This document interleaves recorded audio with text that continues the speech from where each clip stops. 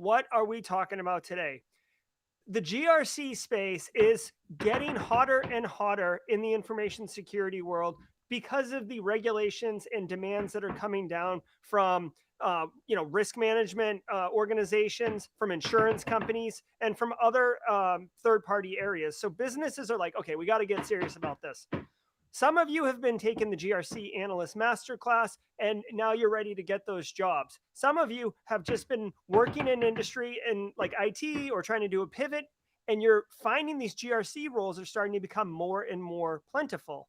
But just like the SOC analyst question and answer video, how do you answer the questions? What questions are you going to be asked? And what is the interviewer actually getting at? So in this episode, we are going to be going through as many GRC entry level analyst interview questions as we possibly can. Erica McDuffie is going to be joining us. Good friend of mine, great friend of the Simply Cyber community. I'm super, super excited about it. Guys, we want to answer your questions as well, so don't be shy. I'm going to bring chat in so you guys can be part of the show as well. Final thing, not only are we going to be answering your questions for you, but I want you to know that we are going to be telling you why the question's being answered and what you should be. Yeah, I know. So I got roofers, guys. So we're going to be telling you why they're asking and what you should know. So here's the key takeaway. You don't need to memorize what we're telling you. You just need to know like the general idea of what we're telling you, and you'll be able to relate your own personal experiences, your own personal stories, and be genuine in that interview and absolutely crush it. And then you're going to work in information security. You're going to be in the hot space of GRC, and it's going to be dynamite. So let's get Erica. Let's get in enough pleasantries. Let's get into this.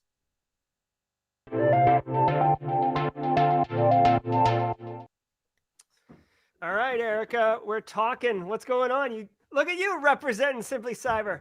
Looks like your mic is muted, Erica. But I can tell you what, your Simply Cyber crop top is fleek, right? Or it's lit. Nope, no audio yet. On fire. Go to the settings. Go to audio. Choose the audio input of your microphone. Nope. So while Erica gets that sorted out, maybe close the browser, come back in. Yep. Okay. So first question coming in hot. I don't know if this is a joke or not, but good question. You might get this question in an interview. What does a GRC analyst actually do? Guys, remember, we're talking entry level only. So there is an expectation here. There is an expectation here that you could get this question. All right. Let's take this one and then let's talk about the overall interview in general. The GRC analyst, or governance risk and compliance analyst, is responsible for interfacing with the business. The business, listen, information security is a function in the business. They do a lot of cool technical stuff, a lot of like endpoint detection and response, incident response, digital forensics, configuring firewalls, all this cool stuff. But the business doesn't know anything about that. And it's incumbent upon the information security office to own the responsibility of telling the business what information security needs, because ultimately information security cuts horizontally across the entire business. It's not a silo. So it's important for the GRC analyst to be able to say that. Let's see if Erica got her audio back. All right, can you hear me now? We can hear you loud and Yes, clear, Erica. Sounds we are good. rock and rolling. Love it. All right. So first off, Erica, thank you for joining us today, and great crop top. Oh, thank you so much for having me, and thank you so much for the swag. This is the softest crop top ever. Nice. Yeah, merch link below or whatever. I don't know. I don't really try to push the Shameless plug. I love it. Yeah. So, okay. So Erica, I just answered a quick question from Bob before we got started. But before we dig into the questions, let's spend 3 minutes, and I'll start a timer.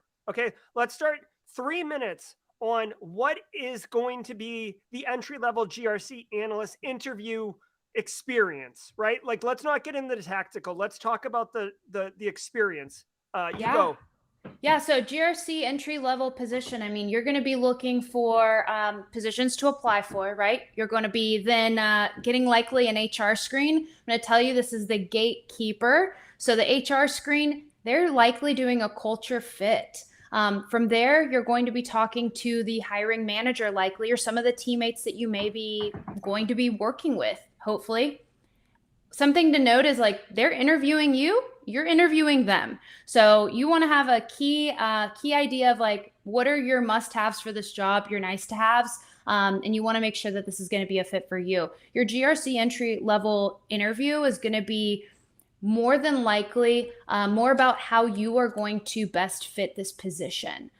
So think of it as something that you want to prepare for. Is it going to be overly technical? Do they expect you to have a ton of experience already? No. But a lot of this is going to be like your preparation for the interview, what you have to bring to the table, and then additionally, like what are those skills that you have, both soft, technical, that you can kind of like bring in and immediately add value to the position. Look, Jerry, I exceeded Yeah. time. Yeah, Love no, it. that's to keep us on schedule. I do like a good schedule, Erica. Oh, You're I know it. 100%.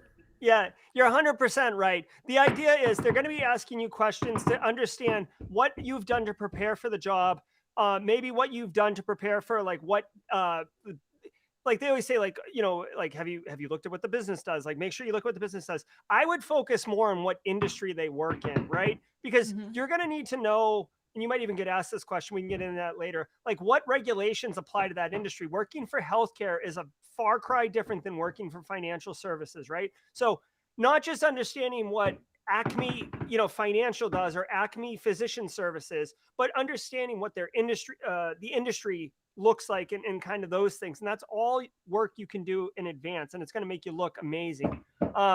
Obviously, there's different interview techniques. So you might get a one-on-one, you might get a panel interview. The questions we're going to go through today, they're going to map to both of those. And one final tip, this is irrelevant to GRC analysts, but it's pertinent to any interview. Like if you're talking to the HR people, those are questions on benefits and stuff like that. If you're talking to a hiring manager, that's job to day-to-day activity. If you're talking to like, well, and maybe salary, and if you're talking to like recruiter or whatever, that's salary and stuff like that. So I've seen that mistake with entry level people a million times, where they're asking like in a panel interview with like the whole team, like what's the salary and stuff like that. And that's just, it's not a good move.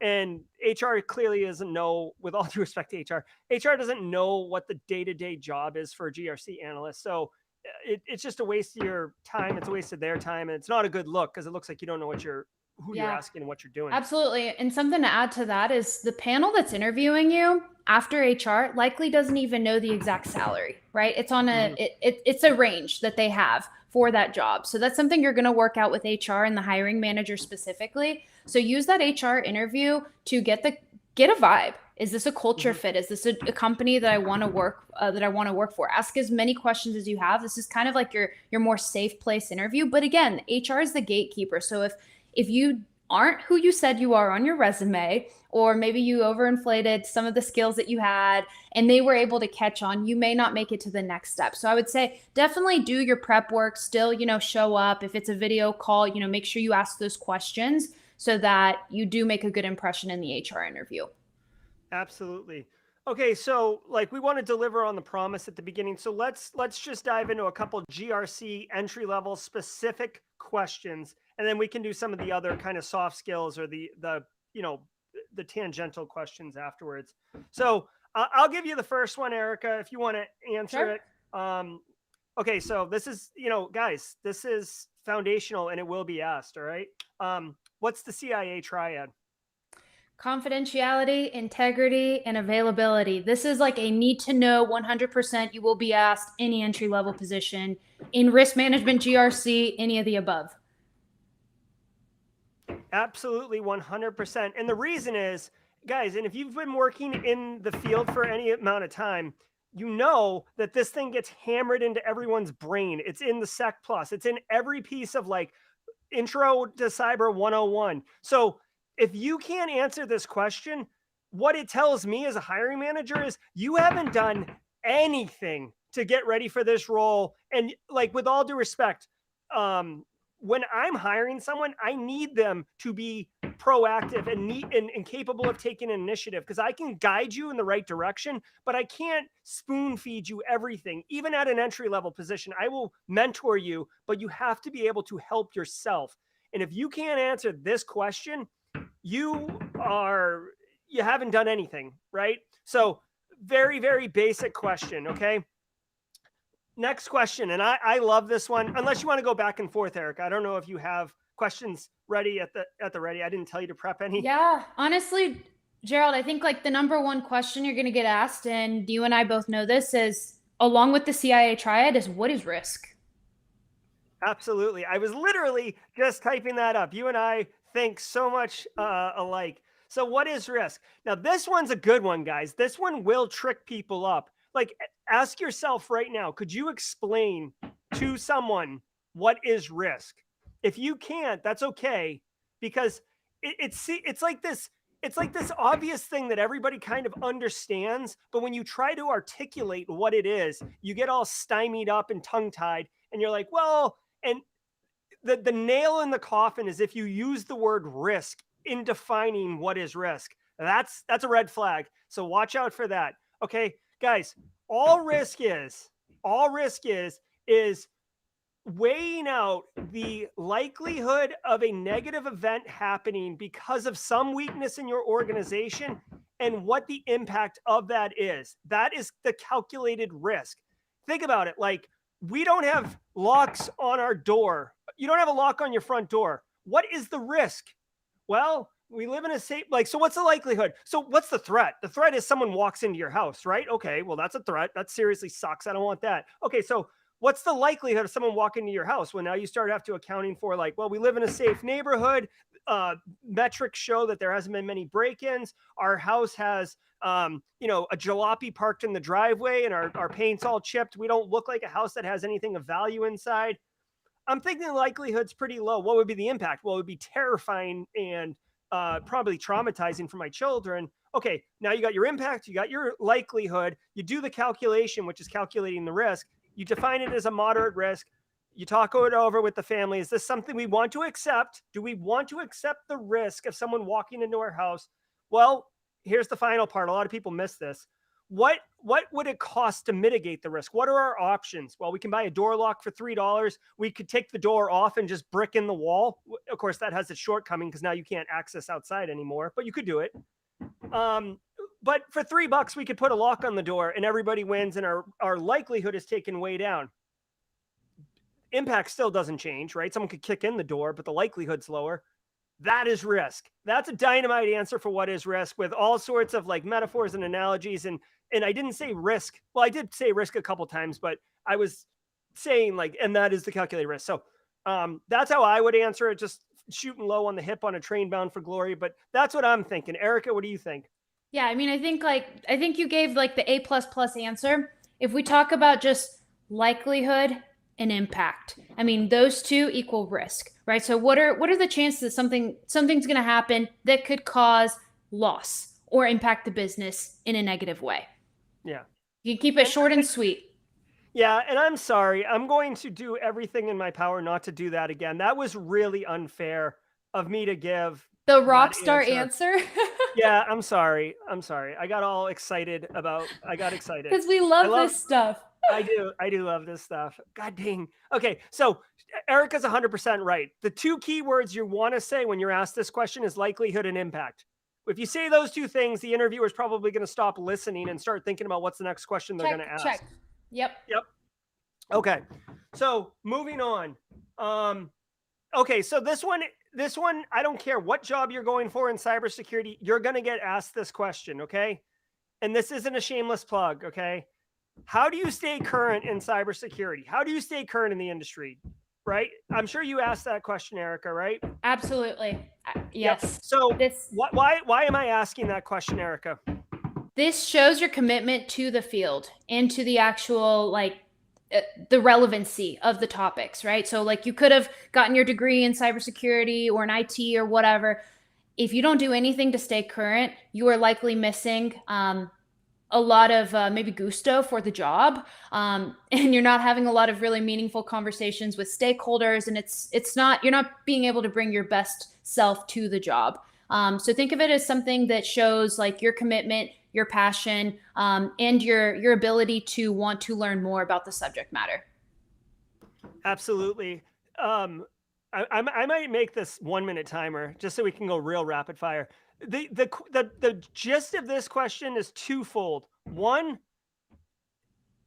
in Erica's to Erica's point, right? Like if you're not staying current in the industry, it's a job, and I'm sorry, I know it's a job, but it's kind of like a lifestyle. It This is is an not ongoing. transactional. Yeah, it's not transactional. There's so much going on. Things change so quickly. Threat actors evolve very, very fast. And if you're not staying current, you're losing value, frankly, in your ability to help a business defend itself, right? And stay resilient. So that's why you've got to stay current. And by the way, if you find staying current an absolute grind and you're not liking it, with all due respect, maybe it's not a good field for you, right? Like maybe you're not into it, right? So there's something to be mindful of that. The other thing is, if you are staying current, then like you're demonstrating that you will be able to help them um, defend their organization, which is Mhm. again valuable for me, right? I'm the hiring manager. Erica and I are hiring you. Like, what is your value to me? Which brings me to another great point that we talked about right before getting on. And I see all your questions coming in, guys. Yeah, the roofers are hard at work. I see the questions coming in. We will take the questions in a few minutes. Just Erica and I wanted to run through some stuff. So, Erica, we talked about this before we went live. First question, almost always, right? Tell me about yourself. Tell Oh me my about gosh. yourself. What? Yeah, this Why? is What? Yeah, go ahead. this is like the number one question, and I will tell you that sometimes I get a very quick, "Oh, you saw my resume?" And it's a recap of everything I already know, or it's a life story of I went to high school here, I grew up here, my parents are from here, like this whole digest. And it's really hard to consolidate, right? And I think that what you've been talking about is value. And I think that what you need to do to prepare for this question is think about, okay, what do I have to bring to the table? What is the job description? Who am I, right? Like, what are the important things that they need to know? What are those little nuggets of information? So, I mean, obviously, off the bat, you're always going to give them like your name, right? You're going to give them like, do you have professional education to apply to this job? Do you have professional certifications? Anything that's relevant to that job? Again, think of value add. And then from there, they're going to ask plenty of questions to unpack about yourself. So think about it from a 2 to 3 minute, put on Jerry's timer and prepare, and just run through that elevator pitch a few times, and just think of like, does this make me sound valuable? Sometimes if you're getting nervous about the interview, go ahead and like record yourself and watch it back and trim out some of the fluff. Yeah, 110%. The question, the reason I'm asking you the question is because I want you to tell me about yourself. Plus, honestly, guys, like it's kind of an awkward meeting for some people, right? Some people aren't like into socializing and all this stuff, so it's a little bit of an awkward meeting. So it's an icebreaker. Hey, tell me about yourself, right? You might even say that to someone if you met them at a dinner party or a cocktail party. Hey, what do you do? Tell me about yourself, right? Within the context of this discussion, you could say anything you want. There is no wrong answer. You could say anything. You could tell them about your plushie collection, right? Or how you love retro Yeah. video games. But it doesn't do you any good. It doesn't help you. You are in that interview to sell yourself as the solution to the problem that that business has. So everything that you say in that 2 minute window of tell me about yourself should be directly related to how you can deliver value to that organization. And like Erica said, practice it. You know you're going to get asked that question. So why not practice it? It gives you all of the benefit of being ready to answer it. And pro tip or power move for extra points, Erica's right. If you can just sprinkle in a couple things that would be natural follow-up questions, right? Like, oh, hey, like, I'm just making this up, but like, oh, hey, like, I I went and got a computer science degree from university, and I've been really working in IT, but I've really been focusing on cybersecurity. I love. I took the GRC analyst masterclass from Simply Cyber, which was a full course. Really lit my fire up for the GRC space, and I love the NIST cybersecurity framework. That really resonated with me. Okay, so now I'm going to talk to you about NIST cybersecurity framework. What about it resonated with you? Hmm. How do you see how IT maps into cybersecurity? Like what was the GRC analyst masterclass about? I haven't heard of that. Like tell me about it. So leave those breadcrumbs, right? They may not or plant those seeds, right? They may not all grow flowers, but some of them will, because you want to have a natural conversation with the interviewer, right? Or at least the hiring manager. Yeah, Okay. absolutely. All right. So a couple other questions that we had here. And I see, and then we're like, you're going to answer this one, Erica, and I'm going to Okay. go into chat and start pulling some stuff. Okay. Um, what, okay. So, okay. What, okay. Well, I don't know if you get asked these questions. Okay. So now we're starting to transition into, weird areas, but like, okay. So part of our work is compliance, right? So Hmm. what would you do if you found some staff member that was not complying with policy, who was non-compliant, or they had technology that was non-compliant? What do you do in a situation when you encounter non-compliance? So this is a question that can be answered many ways. You could say, well, what is the policy for ethics and whistleblowing, right? Like there's definitely procedures that an organization has that is specific to the organization. So you could answer it by saying, hey, I'm going to read the policy and procedure associated with that. That's part of your onboarding on the job, right? And then you follow suit.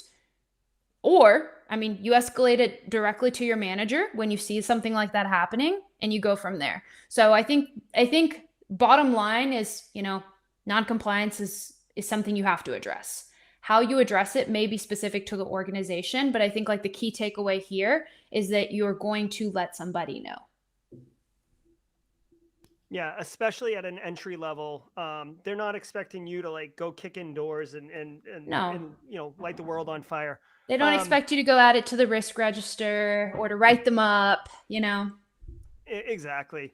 And but they do want to know how you would handle with something that doesn't happen in a textbook. As far as I know, I've never read a textbook or a text that talks about, non-compliance is basically like, oh, may be penalized or face termination. But in reality, that's not what happens. So they want to understand what your answer is to that question. Erica said something in her last response that keyed me off on something that I want to point out that's very valuable, in my opinion. Okay. When someone asks you a scenario based question, take two things. One, take a breath and think about what you're going to say before you speak. It might feel a little awkward to you that there's a pause, but it's not awkward to anyone else. Think about what you're going to say and then speak. The second thing, and don't be shy about this, ask qualifying questions. Likely the interviewer has just made this scenario up and hasn't really thought through beneath the surface. And if you ask qualifying questions, it's going to force the interviewer to think about it. Secondly, it's going to alert them that you understand enough to ask qualifying questions. And I'll just give you a silly example, right? Like, so to your point, right?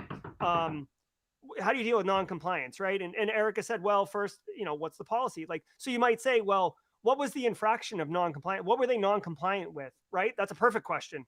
Hmm. Okay, well, they installed remote access software on their machine so they could remote in from home. Okay, well that does sound like kind of a high risk, but you did say it was a non-compliance issue. What does the policy say in regards to that? Are they using a organizationally approved remote access solution? Like ask qualifying questions, make the scenario as rich and as easy or as well defined as possible, because then your answer will be very obvious to itself. Like your answer can write itself as you're pulling these straws out from them, or maybe you don't pull straws. What do you pull? Threads. As you pull the Yeah, you're threads. pulling threads, you're unpacking it, and you're able to also understand the types of scenarios that may be relevant to that organization, which is going to give you a little bit more insight into what you may deal with at that job if you choose to take it. Ooh, Yeah, that's a good one. All right, so let's start digging into these things, and I want to pull one up right now that I just saw. Let's do it. So it's me, Erica, and like 18 roofers in this live stream today. So this is good. Um, hold on. This is a great one. So Lupe, who is a squad member, and Simply Cyber long-time friend. She is going into her second round of interviews for GRC analyst role, and I believe it's entry level. I'm not 100% sure. But she said she got asked recently, what's a recent cyber incident I felt could have been preventable, and how would I have prevented it? This is an awesome question. And so a couple things going on here. The interview is asking you, you may have just said that, yeah, oh, I listen to the daily threat briefing every morning with Jerry. It's awesome. Okay, what's a recent cyber incident, right? Are you paying attention during these threat briefings, right? So that's one thing. And then how it could have been preventable. I would argue that this is a little unfair for an entry level question, but Yes, okay. I But agree. but it is a fun question. If interview questions can be fun, but it is a fun question because it sees like how does your mind work? How do you perceive risk and control and these type of things, and how might you offer a solution? Yeah. And I think something to also add to this is like they may not be expecting a perfect answer. They're just wanting to understand like how technical are you? They're wanting to gauge do you know any incidents off the bat, right? Have you been keeping up with current news to your point? And then additionally like okay, was it something that should have been patched? Do you understand patch management, right? They're kind of trying to unpack like what is your technical acumen? And not that it's 100% required for the job, but it's something that they're trying to kind of gauge as they're assessing you. Yeah. Absolutely, and I see TR has mentioned a couple one. He or she said Log4j. That's a really tricky one because that one is really difficult to prevent unless you get into like supply chain risk management, which I flipped out for an hour earlier today about. Um, but even if they say recent, like qualify the word recent because you know if you like even though it says recent, I mean unless you're going back to like the Morris worm or like SQL Slammer, like the last 2 years is fine. Like SolarWinds attack, like everyone knows that one. That's a safe answer. That was Hmm. December of 20, I think. Um, and Colonial that was like a compromised Pipeline, developer. What's that? the pipeline, Yeah, Colonial Colonial Pipeline. Pipeline. Yeah, Yep. that's actually a great one because of the VPN creds in password reuse. But anyways, don't get freaked out. This is a great question, but don't get freaked out by qualifier terms like recently or like just go with what comes to your mind and stuff like that. You want to be chill, think through.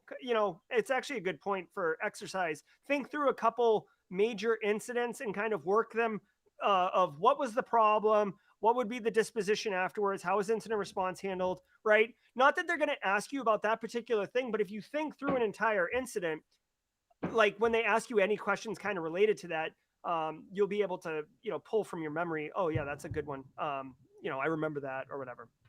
All right, so kind of bumping through people's questions now. Erica Rymack asks, what skills should one show in their CV for applying for entry level analyst roles? I actually had a Yeah. conversation earlier today with someone about this exact question. Well, so for an entry level position, I mean, I am looking to see that you have some type of either hands-on experience or academic experience in risk management and governance and compliance, controls testing, auditing. Any of those things are relevant. So I would kind of work that way and then also sprinkle in some soft skills because as a GRC analyst, you want to be able to show proficiency in writing, analysis. You want to make sure that you can make data driven decisions, that you are an excellent communicator, that you can do teamwork. And even as you work your way up, I think for entry level, it's good to start showcasing that you have the ability for growth. So if you've been able to spearhead initiatives, if you've been able to take any kind of initiative and that shows that you're a self starter, I think those are great things to show. Yep. And in the last 30 seconds, I agree. Think about any projects that you've done. Think about any home labs you've done. Anything that you've done. It doesn't have to be a full project. It doesn't have to be a home lab, right? So maybe you Pete McKinnon. I know recently started like a Python developers thing on the Discord server, right? That may not map exactly to GRC analyst, but if you can show initiative and projects and stuff like that, that can go a long way. Obviously, any education that you may have got that aligns, like the GRC analyst masterclass, like those type of things map in. Even if you just read NIST 837, Mm-hmm. put familiar with NIST special publications. There's certain keywords that are going to catch people's eyes that are hiring managers in GRC. Absolutely. So, yep. All right. I'm just running through these now, Erica. I haven't even screened these. I've had 3 GRC entry level interviews and all asked mid senior type questions that were far beyond my Ooh, scope. How do you combat? Go ahead. this is a good one. So this kind of goes hand in hand with how I handled the incident. Remember that that the person screening you is looking to unpack and gauge your technical acumen. So this is something where it's totally appropriate to answer something if you think you can answer it. If not, hey, I honestly don't know. If you don't know, it's better to say you don't know and ask them, is this something that would be required of the job? Is this something that I could learn on the job? Because it might be something that they're asking to gauge how you would answer it or how you would answer a question that you could get stumped on. Or it could be something where they're trying to gauge your technical ability. They're trying to figure out where you're at. So if you don't know and you feel like it's way advanced based on what you've seen in the job description, ask them, I want to unpack this a little bit. What's the intent of the question? Is this something that's expected for this role? Yeah, that's the perfect way to handle it. Absolutely, because you put it on them to identify and really qualify how this relates to an entry level question. I mean, if you truly felt that it was a senior type question, then they should be able to explain why it's appropriate for what you're asking. You know, um, so 100% definitely don't. One thing that people do that I don't know, it might be a personal thing, but it kind of chaps my butt is like if they don't know the answer and they just start like diarrhea of the mouth, like Yes. they just Yeah. start saying things to say things. That's a waste of time. Just be honest, be forthcoming, and again, show interest in not passion but interest, and we'll get through it. All right, here we go. Carrie's asking a question. He's looked in here in Texas where he lives, and there's nothing that he found. I find that's not really a question. Keep the queue for questions only. Let's see. Would you recommend getting any certs for an entry level GRC position, or would mock audits and understanding the role be sufficient? Good question. I think entry level positions, there are plenty of entry level certs that would help you. So, I mean, off the bat, a lot of the cloud providers have very entry level associate type exams. These are like, 100 to $300. It shows initiative. It's something you can study for. It's something that you can showcase that, hey, I've gone above and beyond. I really am showing initiative here. So I would personally recommend, yes, get an entry level cert if you can swing it. You can also jump in and take a GRC masterclass. That shows initiative as well. I think mock audits depends on how you can showcase that, right? Is this something that you did in school where you can say, hey, here's a mock audit that I unpacked, and I can show it. You can bring it to your interview if that's something that they'd be interested in seeing. If it just depends on what that mock audit looks like. And understanding the role, I think you need to unpack that a little bit more and just figure out, what's required. And then also, like, it's dependent on the organization. If you're trying to get an entry level job at a very big logo, they're going to be a little bit more rigorous about the certs and about those screening buzzwords that Gerald was talking about, versus if it's a startup, maybe more lenient and more creative about the approach here. Yeah, and with the last couple seconds, tell me about yourself. That's a great opportunity to say, like, oh, like I've really found a passion for GRC. I actually went and got the Sec Plus, and then I thought that it would be beneficial to focus on cloud since that seems like an emerging area. So I went and studied the AWS. I don't know if you guys use AWS here, but it seemed like a great opportunity. Like, basically pump your own tires. Don't be shy about showing off. But GRC, unfortunately, of all the niches in cybersecurity, GRC has the least amount of like well-defined certifications to go with it. What job level would you recommend to someone with vulnerability assessment and management and compliance experience interested in getting in the GRC field? Look at you, Calru747, bringing the heat. So, I mean, if you want, I can take this one off the rip, Go Erica. for it. Yeah, go for it. Here, let me put me on the clock. It's not just about you being on the clock. All right. So with vulnerability assessment and management, well, so with the compliance experience, to me, that speaks for itself, right? I mean, it's literally in the job title. So you could just speak to that and that'd be good. With vulnerability assessment and management, what I would argue is you probably have to you probably have to deal with end users and technical end users who have out of patch or out of compliance systems, right? You have to talk to them. You have to find them. You have to talk to them. You have to understand what their challenge is and can you help them either patch their system, find some solution to like mitigate the risk of that system, or do something a little bit more extreme, like get funding for their business unit, or typically what you'll end up doing is getting funding for uplifting the overall enterprise IT, and then you can target those people first since they're the highest risk. There is a lot of mapping between vulnerability assessment, or vulnerability management, it's really the title, and GRC, because you are interfacing with the business quite a bit, and you do have to have those soft skills to be able to convey your not value proposition, but you can't just beat everybody with a stick all the time. Sometimes you have to give them a carrot, bring some honey, whatever you want to call it. Sometimes you have to do the understanding of what the heck's going on, and that is a GRC function all day. So I would argue that that's the best way to sell that one. Any final thoughts on that one? I know that I ran the timer down, but yeah, I mean, I think the question, the way that I read it is this truly somebody that should be looking for an entry level position?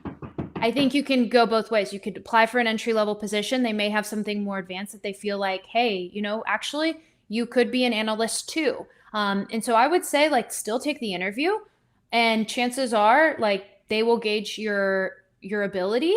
And then it might be a quick promotion path too. So I'd say still apply for the entry level position if you see it, and then go from there. Yeah, 100%. And here's a bonus tip. Hold on. Do I have like bonus tip? I got a whole soundboard, Erica, since we last hung out. Yeah. So here's a bonus tip for guys, or for people, right? Trying to be PC. So the job might be entry level analyst 1 GRC role, and you come in and you're like just kicking holes indoors, and you're like, holy crap, this person's awesome. Like there's no way that they're going to take that salary for analyst 1, but let's just bump it up to analyst 2. Like, don't think that the analyst 1 is in stone. People who want to hire you because you kick ass or kick butt, excuse me, they will make it work, right? So go in. Don't feel so constrained. It's kind of the same thing of like when all the bullets on the job rec, you're like, well, I don't meet 3 of the 10. Who cares? Just get in there. It's a dream wish list anyways, just like the position, right? So to your point, Erica, they could be changed into a 2. I've hired someone into a 2 for a 1 billet before, and you just make it work. Yeah, put yourself out there, bottom line. And at the end of the day, if there's a better job in it, they will be happy to have you just entering the organization.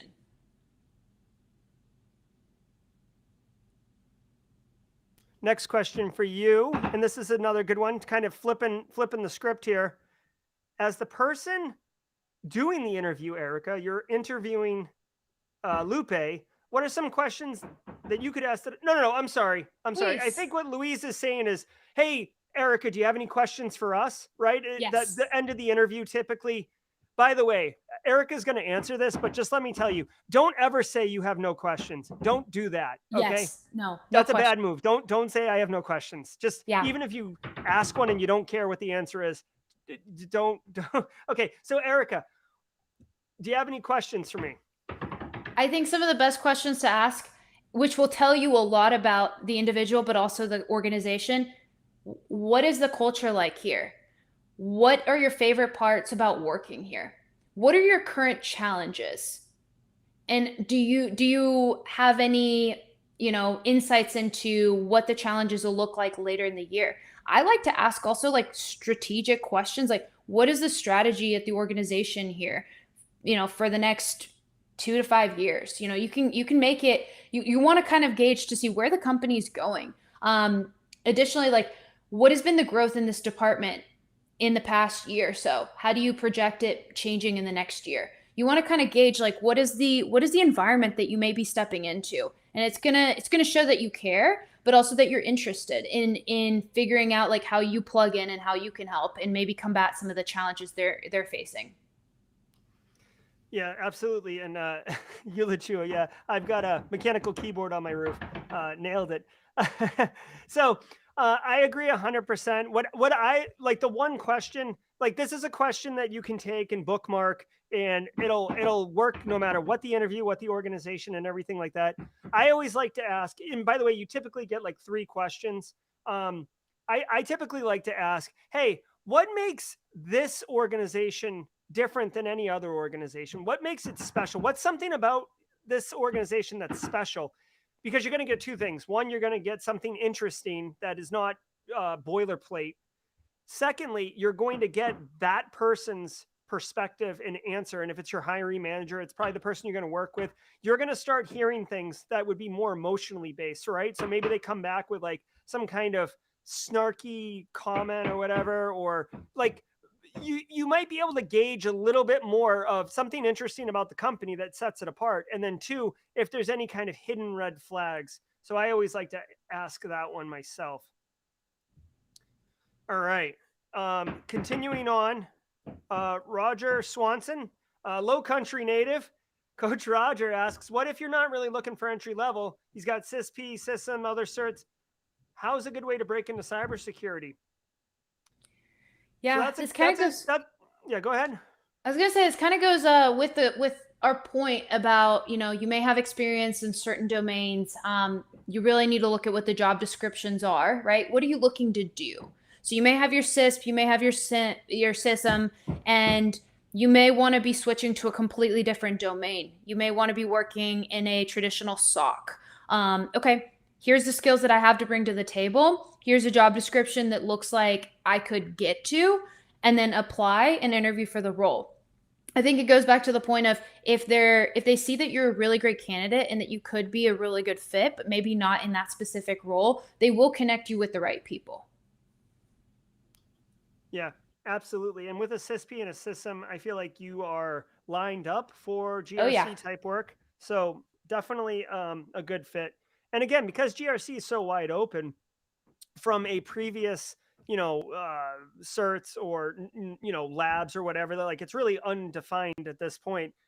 You have an opportunity to really highlight your experience and your personal um, elements that make you a unique candidate to them. It's just all about like if you take one thing from this live stream today, remember you have to be always thinking about whatever you're saying, how it relates to how you can help that organization solve their problem, right? And I get that you're gonna like have a little bit of personal stuff and everything like that, but at the end of the day, they are looking at you and asking themselves, can this person fill the job that we have, because we need someone to do it and we need them to do it as soon as possible. So showing initiative, showing proactivity, being able to explain those things is going to go a long way for you. So thanks for the question. Looks like Lupe just dropped one in. We're going to pick this one up hot. Erica, Lupe says, I have not been asked this yet, but are there typical questions about specific frameworks? For example, is it common to get asked, can you talk to me about this framework? So at an entry level position, honestly, not so much. I typically want to understand. Do you know some frameworks, right? Can you name a few frameworks that may be relevant to what we do? And this is something that will show your prep work firsthand. So if this is a company that handles credit card transactions and they're in that space, you should likely have done your homework and figured out what do they do. Okay, what regulations may they fall into? What kind of frameworks may be applicable here? Okay, yeah, PCI DSS. I'll be honest, I looked at what you guys do. Looks like PCI DSS is something that you guys are actively looking at. Here's what I was able to learn. Looking forward to learning more about it. They're not asking you to decipher it. They're not asking you to give them like really specific things unless you are a PCI QSA and you are looking to get a job doing PCI audits day in and day out. They are likely not going to ask you the ins and outs. Yeah, exactly. And again, what they're really asking you there is, have you heard of any frameworks? Can you name Yeah. a framework? It's again, unless it's this completely ridiculous question where they're asking you to explain how you would implement NIST cybersecurity framework at an organization that's currently implementing CIS 18. Like that's a CISO question, and it's completely inappropriate for an entry level analyst. So um, you should be familiar with some frameworks, be able to name them. Um, maybe have looked at them a little bit, right? I'm a huge NIST CSF person. I know Erica's hasn't quite come around on that. She's still living in that I'm not on SOC the 2 dark life. side yet. Yeah, but either of those are going to do you good, and it's going to look good because again, if you haven't worked, here's the thing: if you haven't worked in an organization that implements NIST CSF or SOC 2 or anything like that, like let's say you're pivoting in, or you just graduated, or you don't have GRC experience, whatever. If you're talking about NIST cybersecurity framework or SOC 2 or any of those buzzwords, that means you've gone and looked at them. It means you've done the work. You've taken the initiative. You have like the capability to go do that, and that is exciting for me because again, I can you can start on Monday and I can be like, hey, I need you to go read NIST 818. I don't know if SOC 2's got a solution for this on how to write a security plan, and then I need one in a month. Can you just start working on that? Let's meet every Thursday and see how the progress is going, right? It's perfect, right? So that's what I would say on that. All right, we're gonna get an I Heart NIST shirt going for Simply Cyber here. I love it. Or Outpost Gray. I'm not sure. I think maybe it was Jax's recommendation. I don't want to bogart it. Okay, so this isn't an interview question, but it does kind of help you get ready for interview, right? So Axel asks, recommend any good free certificates for poor students. So the way I would kind of position this is, what are a couple free educational opportunities that you're aware of, Erica, that might help somebody in that GRC analyst interview, kind of positioning themselves as a more desirable candidate? Axel, at this day and age, there's a lot on LinkedIn. There's a lot of LinkedIn influencers, so to speak, that are sharing free content. I mean, week after week. So what I would recommend is go ahead and start following some people like, Simply Cyber is a great start. We've got Outpost Gray, right? We have a lot of different areas where you can go and start to consume content. And quote unquote certificates, I don't think that should be your main objective right now. It should be learning. And so you can write, what the courses are that you've taken. If you've been able to take free courses on LinkedIn, there are some available, and they'll do freebies and promotions on like, okay, this class is free this month. And so I would start consuming content. And if you have, questions on, who you should be following, there are plenty of people here that are plugged into the cyberspace that can help point you to some free resources. But there are definitely plenty of free ones out there. Absolutely. So jumping in, another great question that's kind of tangential. I wanted to do some of the tangential questions as well, because it doesn't matter if you crush the interview if all these other things kind of fail. Jax Scott, our very own Outpost Gray, what do you think about dressing up for the virtual interview? So I'll tell you, in this day and age, I am not expecting someone to show up in a suit on a virtual interview. However, a wife beater or a white undershirt is probably not the best option. So I would say, as long as you're wearing something that looks presentable with a collar, that is awesome. To me, like what Gerald is wearing is perfect. I probably wouldn't show up like this in a hoodie to an interview, right? And I think Although it does say Simply Cyber, you might it get does the say job Simply spot unseen. Cyber. It would get you some brownie points, perhaps. But what they're looking to see is that, like, you took this seriously, right? So when I've joined interviews, and this has happened, where someone's like calling me from their phone and videoing that way, and it's like a very ugly space in the back, very cluttered and dirty. I mean, they didn't take the time to make this like a priority, right? So it's more about like the environment. Find a quiet space, find somewhere where you're not going to be interrupted, wear something that is presentable, and go from there. I mean, you don't have to, and if you have questions, like ask a friend, hey, how does this look? But you don't have to overdo it with like, showing up in a suit. People do it, but I wouldn't say it's a requirement. Yeah, I would say in today's modern age, like when I interview, I wear this shirt or like a solid colored button down with a blazer, no tie, unbuttoned here. I will say that, Erica, you're crushing it, by the way. Like, the key takeaway here is it's not exactly what to wear, it's that you need to make it a priority because you're showing that you're respecting that interview time and that Mhm. the interview is important to you. I recall and by the way, another thing, because you might be like, oh, bump that. Like, I'm a great candidate and like I'm not going to get the job because I had a messy background. This place sucks. Guess what? Here's the reality. You are competing against the other candidates. At the end of Yep. the day, you're not competing against yourself. You're competing against the other candidates for the job. And if you got the interview, it's down to a handful of people. So congratulations. If you are a mess and stuff like that, that could be a key defining difference between you and someone else. So, like, Eric and I are both great candidates. We're 1A and 1B. And Erica showed up, like, took it seriously. Everything looked good. It was a priority. I took it from the back of an Uber. I was distracted. I was at the beach. I had sunglasses on. Like, my kids are running around, whatever. It doesn't matter that that has nothing to do with my ability to deliver work. It's a key difference between me and Erica, and that's why it's important that you take it seriously and you do these things.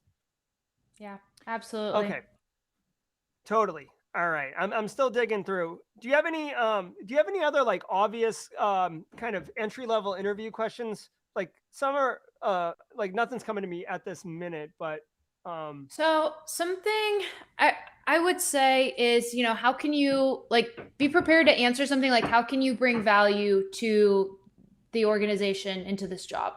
You know?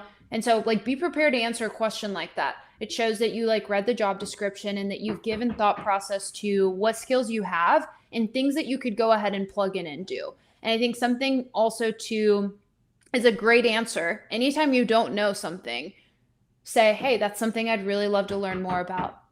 I think when someone asks you, like entry level, I definitely received some questions around like encryption or, "Hey, do you know much about access management, access control, Active Directory? Have you had any experience doing that?"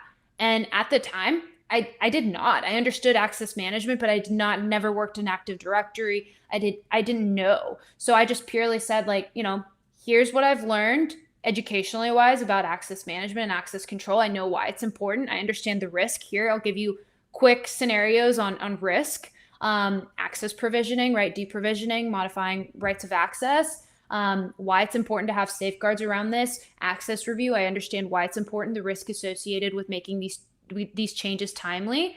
However, Active Directory, I don't have any immediate experience there, but if that's something that's required of the shop, I'm really excited to learn more about it. Yeah, 100%. Again, in case you guys didn't catch it, Erica is outlining core principles that are tech agnostic, right? So, yeah, they're probably going to have AD wherever you go, but like she understands the principles, which is the important part because tech Mhm. changes, right? I know how to do Splunk, and now I'm going to go to a company that does Graylog, right? These are two different SIM solutions.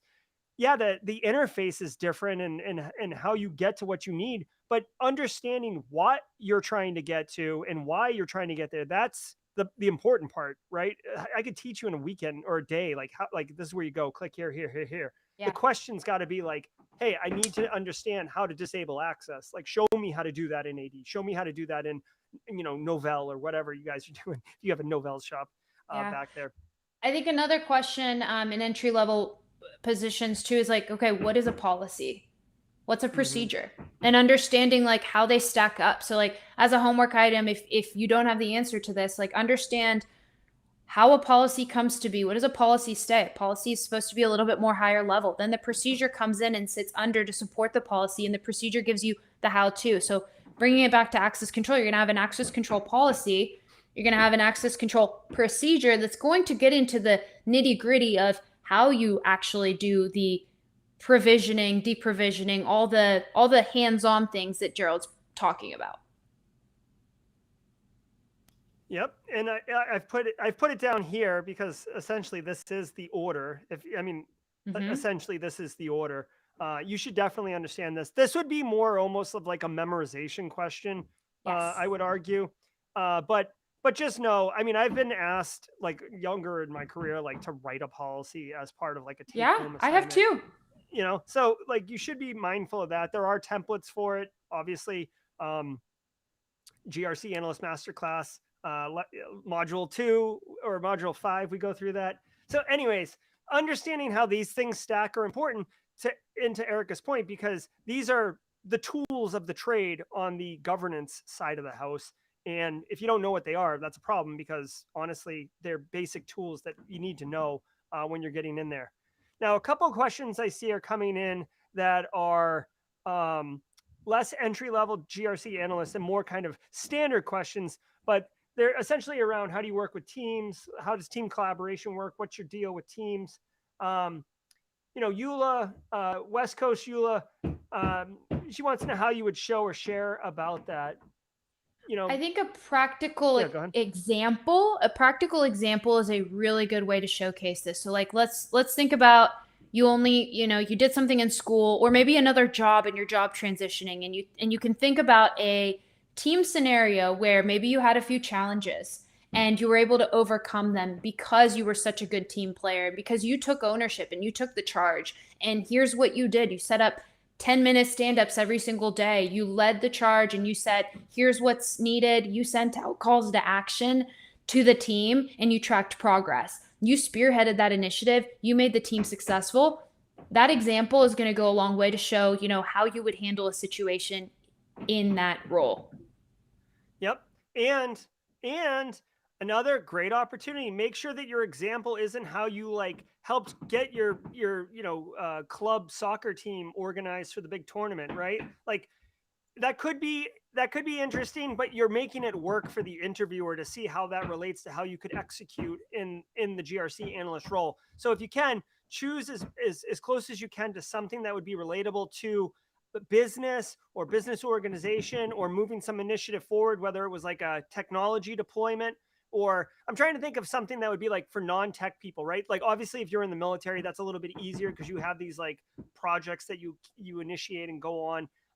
But make sure when you're talking about teamwork and collaboration that you talk about how communication was done, right? Different ways, Mm-hmm. not just among the peers of the project, but also up and down, right? You should be talking to management and kind of And guiding providing management. updates. Yeah. Yeah, exactly. So that's definitely something to make sure that you're doing. I'm trying to be as good as I can with this timer and respecting it. Um, I'm trying to think of something. I'm trying to really think of like the last person I interviewed for a GRC role and some of the questions. Oh, here's one. Like this one, because I'm so ridiculously passionate about cybersecurity. Like like why do you want to be a GRC analyst? Like what is it? Like that's a totally fair question, right? Like you're interviewing for this Absolutely. job. Is it just cash money? Is it like Mm-hmm. right?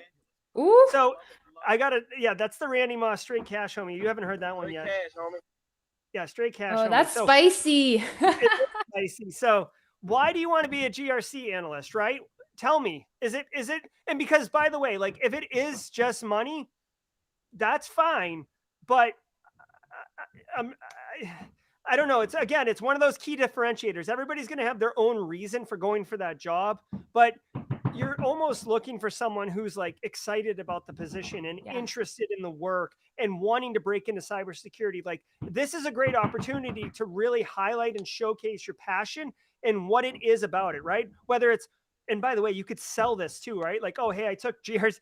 Okay, I'm not pumping this course. I'm just doing it because it's so relevant. But like, hey, I took the GRC Analyst Masterclass. I didn't really know much about GRC. And after taking the class, like, I really feel like it resonates with me. I did this at my last job, and it's kind of like governance, risk, and compliance. And I didn't really realize I was already doing that work, but like, I really love it. And the ability to like go out into the business and educate on security awareness, like, that's cool. I could literally help protect people and protect the business from going under. And people get fired, this community goes down, like that sucks. And I'm a huge person for like the greater good, or you know what I mean. Like you can spin it in an honest, genuine way to highlight why you're excited about it. And I think it goes a long way at individualizing it for yourself and telling the interviewer like, oh man, this person's like this person's great. Like this is Excited. good.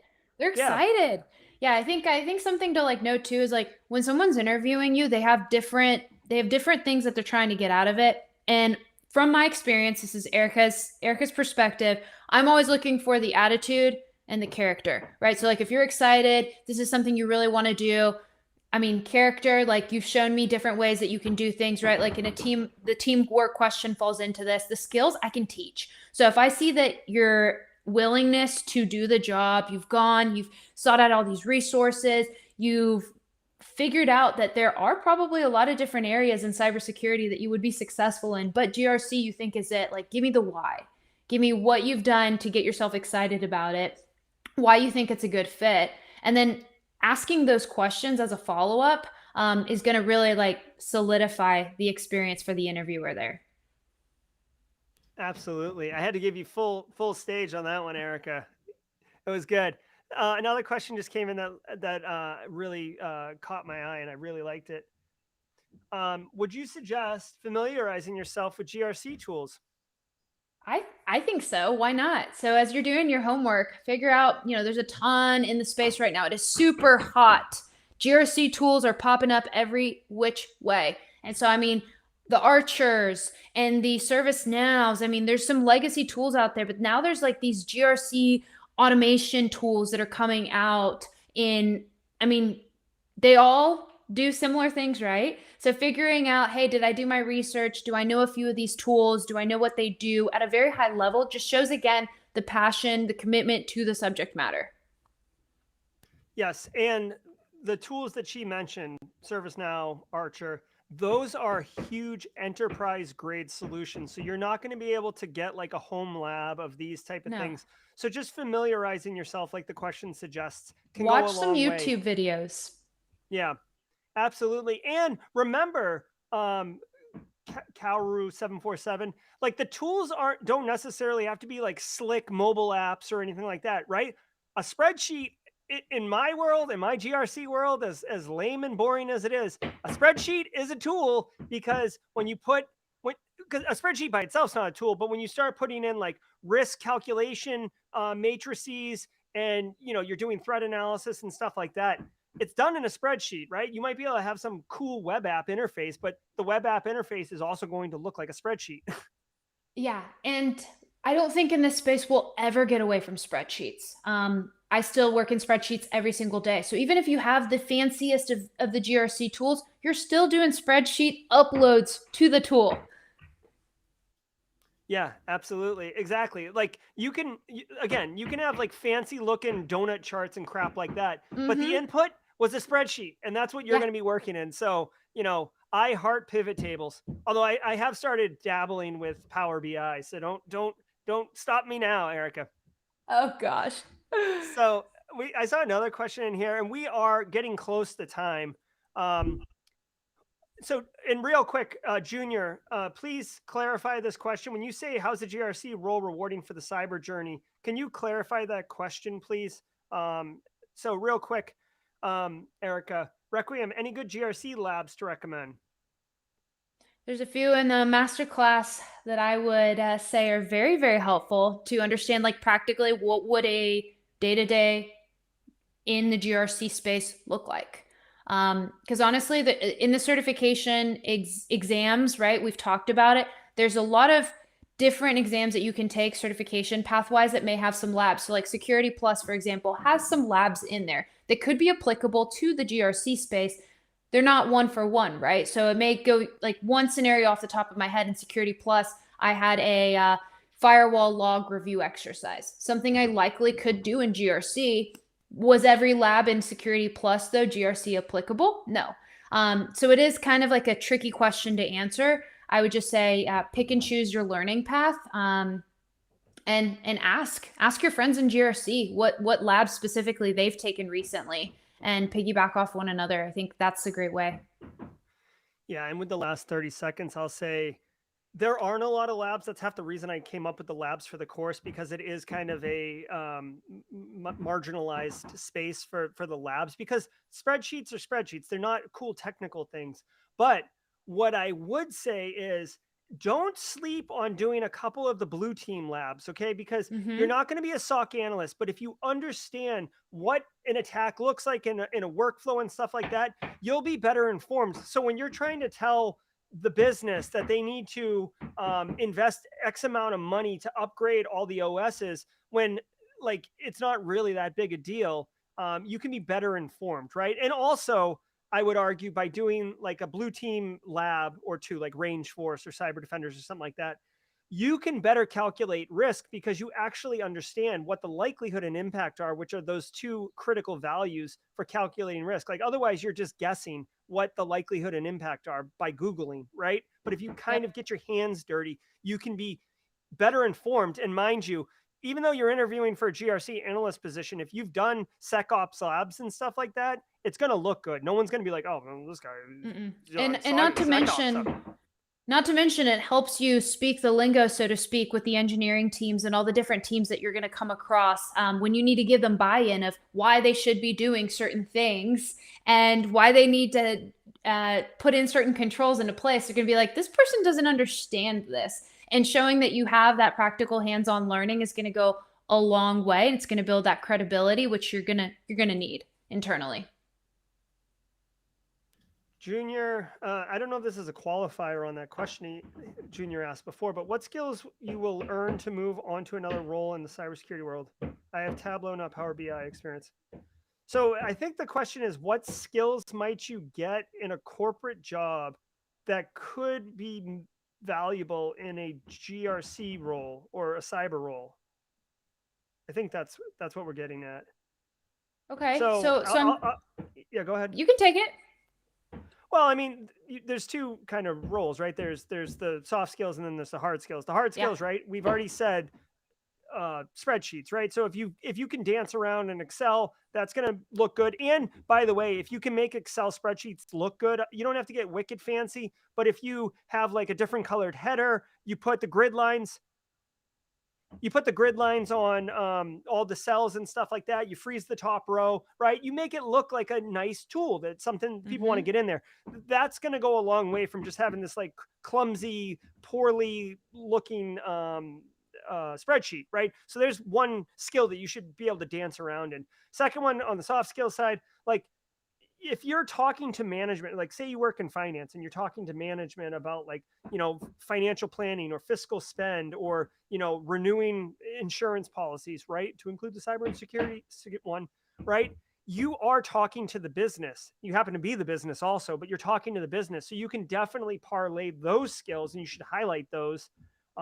If you've talked to any management or any level of executive or whatever, you should definitely mention that in the interview because GRC, again, they're just talking to the business. Any follow-ups on that, Erica, before we bounce? Yeah, I think it's the communication, the soft skills, the tools that you have proficiency in. So I mean, even presentations, right? Like, can you build a presentation and can you deliver that presentation? Who are the executive sponsors that you had at your last job, and how did you interact with them? What was your level of ownership and accountability in those roles? How is that translatable? Absolutely. All right, guys, I'm calling last couple minutes of, get your final question. And then what do they call that? Last call? It's like been a Last million years call, since I yeah. went to a bar. So it's Closing time. so last call. We'll run just a couple more minutes. I'm trying to think of like any final parting thoughts that I want to give anyone. Guys, I guess what I would say is if you're going to go interview for that GRC analyst job, just make sure that you are doing all the things that we're talking about, right? Be comfortable. Again, think about the last couple weeks, if you can, of the threat briefings, like what's been going on. Think through what how you, like Lupe's question, like how would you possibly solve it, or what was the problem, why did the incident happen in the first place, what kind of gap was there. Also be mindful that textbook GRC work and reality GRC work are different, and the textbook tells you best case and like optimal world, and reality is slightly different. So be mindful when you're listening to practitioners like Erica and myself who qualify like, yeah, that's good, but in reality, like you can't, you like, okay, so like when there's a major breach, almost every business invests heavily on cybersecurity right after the breach, right? So no textbook is going to say that, but be mindful of it, right? And you can even work that into a conversation like, oh, like how might the cybersecurity program get funding or budget or whatever? And that's probably not an entry level analyst question, but you could be like, oh, like if you look at this company like SolarWinds, they just had this major incident, and they hired a new CISO, and it looks like they got funding for doing X, Y, and Z. So I don't want us to suffer an incident. By the way, speak in the Vosotros form, right? Like the we, like you already work there. Like I don't want us to have to do that. But for every opportunity that there's a near miss where like someone downloaded ransomware but it didn't detonate correctly, we could highlight that to management as a near miss, and thank goodness it didn't happen. But we could get funding that way. So like I'm kind of rambling here, unfortunately. I'm sorry, but basically be mindful of what's going on. Take time to really think through it. Practice your what can I do, or tell me about yourself question answer, and be ready to have those canned like what questions do you have for me? All right, Erica, your turn, and then I'll Yeah. check for any final questions. Yeah, I think key takeaway is prepare your tell me about yourself. Make sure you're starting this thing off on the right foot. Make sure you're researching the company because the GRC role will be different. Your areas of focus will be different role for role. You want to kind of gauge maturity. Who are the key players? What kind of other companies do they use? You may find a lot in the news over a simple Google search. Look at their LinkedIn profile. Look at some people that work there. What do they have on their resume, right? Look at the job that you want, find someone that has it, and what's kind of helped them get there. I think that's always a really good way to kind of gauge, like, okay, these are the things that I need to highlight. Because oftentimes, if you go to somebody's LinkedIn profile and they have their bullets of experience, you're able to kind of like figure out, okay, what did they actually do out of the job description, piece it together with like their experience on that role. And then again, do not fake answers. If you don't know, just say you don't know. That is going to go a long way rather than, mumbling and stumbling through things that are just going to take up time, valuable time that could be spent answering other questions in the interview. And make sure you have some good questions prepared. I would say like 3 to 5 questions prepared because they're going to maybe answer some of them. And so I just make sure you have more rather than less because you don't want to get to, oh, hey, well, you answered all my questions throughout the interview, so now I don't have any. Yeah, exactly. You definitely don't want to say I don't have any questions. And I think Requiem follow-ups go a long way. They go a long way, Gerald. So like I love when I get a, hey, thank you for the time, Erica. I really appreciated the conversation. And it's personal. I really liked what you said here. This about the company really got me excited about the role. If there's anything else that I could be doing to prepare for this, if awarded the opportunity, I would love to hear that from you, like a call to action. Yeah, that's a great point. It's a really a nice to have, not a need to have to follow up. Yes. But I'll add on top of that just a little bit. I do this when it's possible. It's not always possible, but if they talked about something in the interview that you didn't know about, right? Like you said, oh, I don't know about that, right? Do like make it a priority to go do something with it, right? Like, oh, you mentioned Archer. You guys use Archer. I hadn't heard of Archer. Hey, like I just wanted to thank you for the opportunity yesterday for the interview. Last night when I got home, I actually dug into the Archer because you had mentioned it and it really interests me. Seems like a really enterprise grade solution that would require multiple analysts to work. So I'm still trying to piece it together, but thank you. Again, you were listening, you took action, and you showed initiative. And like it just shows me like it's another way to like add to your candidacy even after the interview ends. Okay, Great point. couple final questions, Erica, and then we'll go. But really appreciate you being available to Oh, help this is so everybody much today. fun. Yeah, really quick, I want to share this with Requiem. I was trying to make up these examples on the fly, but guys, this is so true, right? Textbooks are never going to say run with deprecated software, but guess what? Every business is running deprecated software. Every business, right? So this is true. You might even keep this as like the difference between reality and textbook. Or TLS 1.0. Yeah, exactly.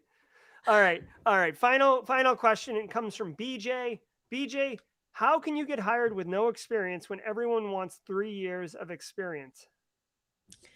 Yeah, this is something we've kind of talked about throughout this session. There's a lot of nice to haves, and the ideal scenario is all the bullets that they have in a job description, right? So figure out, highlight the ones that you do have, be prepared to speak to those. And if you don't have experience in cyber, that's okay. This is an entry level position. Showcase what you do have to bring to the table. Like we continue to say, the value, right? What is your value proposition? How can you plug into the organization, and how are you going to be, in it? I mean, going to quickly establish yourself as like a key player on the team, really, because that's something that you want to feel useful. You want to make sure that like when you hit the ground running, like you're feeling like you're doing meaningful work. So wanting to understand what that looks like, and you likely have experience in other areas where you're able to showcase that. Additionally, did you do your prep work, right? Did you research the organization? Did you research GRC? Did you research free resources? Did you do any side work, right? Getting certifications, doing any free courses or any additional courses, anything to show your level of commitment to getting the job in GRC, not just showing up and saying, I've done nothing, I want to get hired. Yeah, absolutely. Agree 100%. And one thing I can say in 10 seconds, don't think that you need 3 years of GRC cybersecurity experience or whatever. You know, even if you did at home work or whatever, put it as like, home lab as like your company, and then list out your skills as bullet points. Make it look like a job, right? You're not misrepresenting that you work somewhere that you didn't. You're just framing it on your resume as if it's framed the same way your home lab experience. I've caught I was like, oh, this person's got a lot of experience for an entry level person, that's kind of weird, and then realized it was home lab stuff. I was like, oh, that's actually a baller move. So you Mm-hmm. can frame it a certain way. All right, guys, I know there was a couple more questions. Really quick, having a notebook at the interview, totally completely acceptable. Completely acceptable. In fact, I appreciate it because you're taking notes and like following up and stuff like that. I always bring a notebook because I like to Me jot down too. my thoughts and then answer it. I'm doing it right now. Yeah, exactly. And I know we had some other questions, but we did run over, and I want to be respectful of Erica's time and everybody in chat's time and my own time. I've got roofers and all this other stuff. So that's going to do it for this episode of Simply Cyber Live. Special thanks to our very amazing and wonderful guest, Erica McDuffie. Thank Thank you, you for Erica, having for me. all. Yeah, absolutely. Okay. All right, guys. So join us tomorrow at 8 a.m. Eastern Standard Time for Simply Cyber's daily cyber threat briefing, formerly known as First Things First. We've retired the First Things First moniker, Erica. Yep, moniker, not Monica, Monica. moniker, Erica. So that's it. All right. So that'll do it. We'll see everybody next time. Take care. Bye.